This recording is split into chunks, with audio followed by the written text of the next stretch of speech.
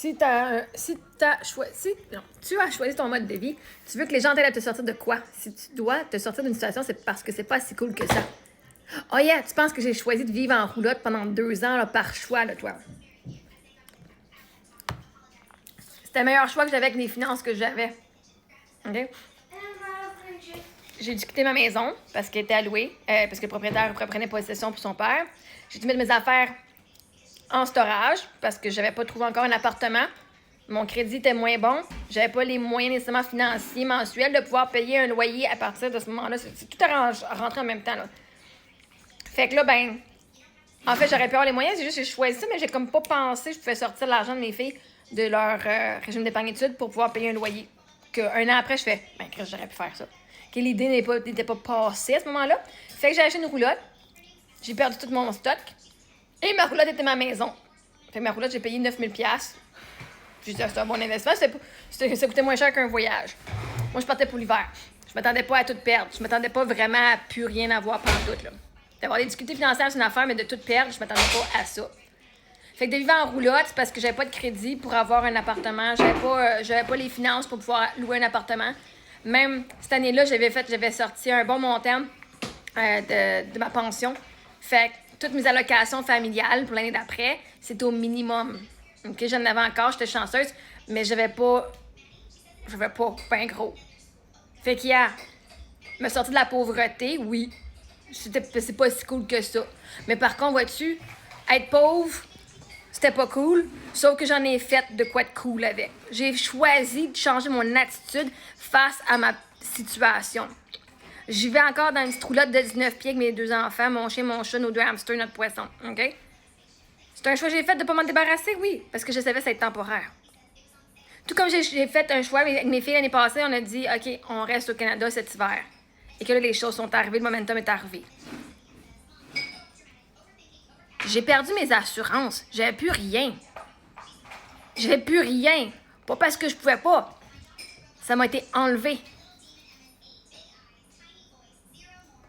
Ça aurait été cool d'avoir eu l'argent que ma soeur me devait. J'aurais payé mon assurance puis pas de mon assurance.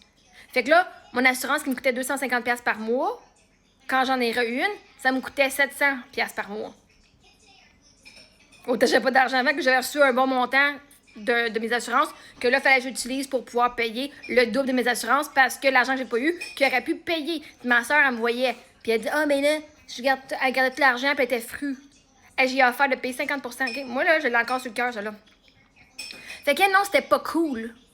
C'était cool d'être dans le milieu du désert parce que j'ai fait le meilleur que je pouvais, puis on a eu une belle expérience. Moi, dans la merde, tu vas être jalouse de ma merde parce que moi, m'arranger que ma merde, elle va être fucking sa coche. C'est de la merde de vivre 24h/24 dans une petite roulotte avec une famille au complet, OK? L'espace, c'est de la merde. Le rangement, c'est de la merde. Tout ce que j'avais, là, tout ce que tu voyais dans ma voiture et ma roulotte, c'est tout ce que je possédais. C'était toutes mes possessions sur la planète Terre. Yeah! Moi, je viens d'une maison, j'avais comme 4000 pieds carrés avant. Après ça, descendu à 1250 pieds carrés avec toutes mes affaires. J'avais tout mon argent, j'ai utilisé pour acheter plein de choses. J'étais bien correct avec mes affaires financièrement, avec mes affaires aussi. J'avais plus une crise d'affaires. Tu penses-tu que c'était pas cool? Tu penses-tu que c'était si cool que ça de tout perdre? Yeah, vraiment pas. Vraiment pas.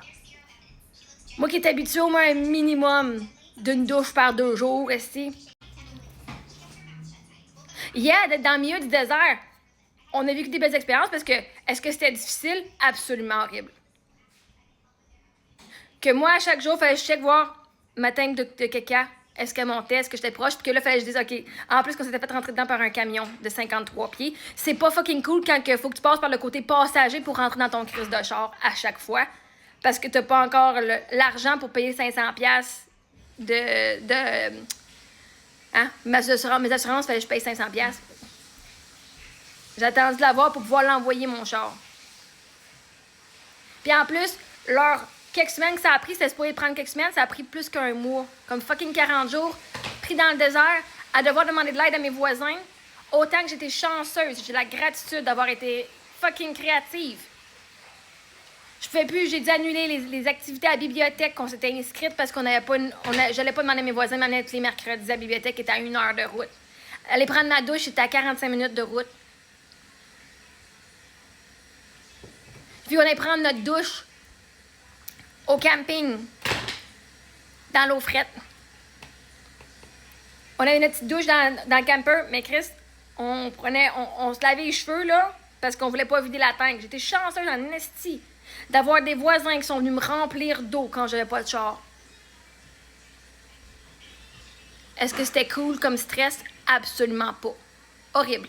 Horrible, horrible, horrible, horrible.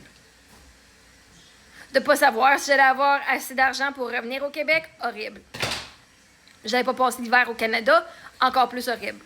Dans ma roulotte, ça aurait été vraiment de la négligence pour mes enfants.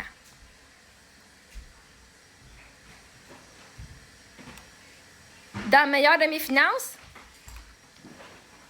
ça m'a coûté 9 500$ de voiture, pas de voiture, de ma roulotte. Ben, juste en loyer, là, même à 1000$, ça m'a coûté 24 000$ sur 2 ans. Ça m'en a coûté 9 500$ et j'avais un toit. Fait qu'avec les finances que j'avais, c'était le meilleur choix que j'ai pu faire. Puis je m'en suis fucking sortie. Qu'il te reste genre même pas un quart de tank de gaz peut-être à roulotte. Puis ma roulotte, là, elle me faisait le double de ma tank. OK? Mais vois-tu, au pire, si je suis pris quelque part dans un Walmart, je serais pris dans un parking de Walmart, whatever. On va se trouver une façon. Si j'ai pas l'argent pour mon loyer ce mois-là, j'avais rien. OK? Je pouvais me faire crisser dehors. Fait que, yeah! C'était pas si cool que ça émotionnellement. Toute l'organisation que ça prenait. T'as absolument aucune idée. Est-ce que j'en ai profité pour faire des belles expériences? En tabarnak, yes! Parce que je vais pas laisser les circonstances de ma vie dire que j'ai pas de valeur puis dire que ma vie, c'est de la merde. Les circonstances, yeah! Est-ce que j'aurais aimé ça avoir une plus grosse voiture, un pick-up, avoir une plus grosse roulotte pour faire ça? C'était ce road trip-là? Yeah, vraiment. Vraiment. Est-ce que j'aurais aimé ça avoir mon char pour 40 jours pour pouvoir faire toutes les affaires que je voulais faire? Yeah, vraiment. J'avais des super de belles activités qu'on avait planifiées, gratuites, plein de festivals. Moi, j'allais faire toutes les activités gratuites. J'avais même en plus ma pause du centre des séances de musée. Mais c'est 40 jours que j'ai pas pu l'utiliser, ça.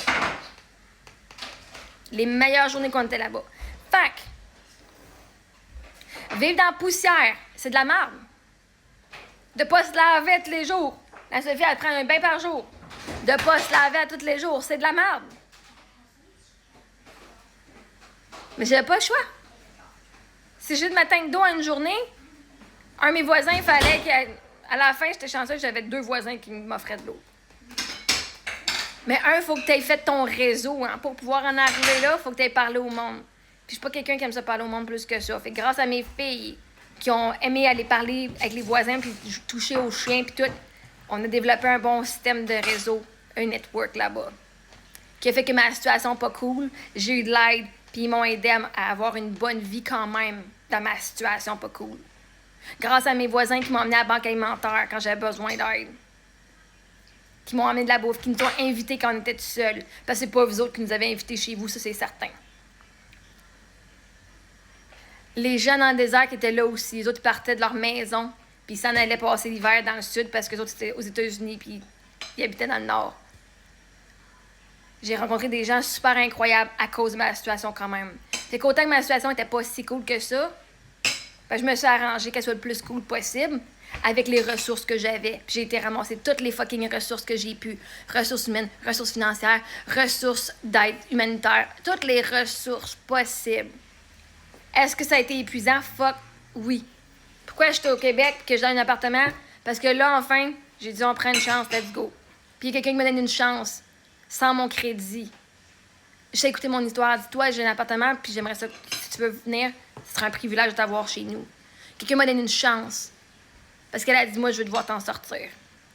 Fait que, yeah, la pauvreté, là, on l'a fucking vécu.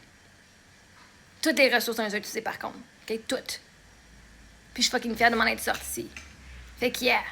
Mais c'est pas grâce à toi, ça, c'est certain que je m'en suis sortie. Merci à tout le monde qui m'ont aidé, puis qui nous ont donné de l'amour, du temps, de l'argent, des ressources, du linge, de la nourriture, pour qu'on soit ici heureuse aujourd'hui aussi.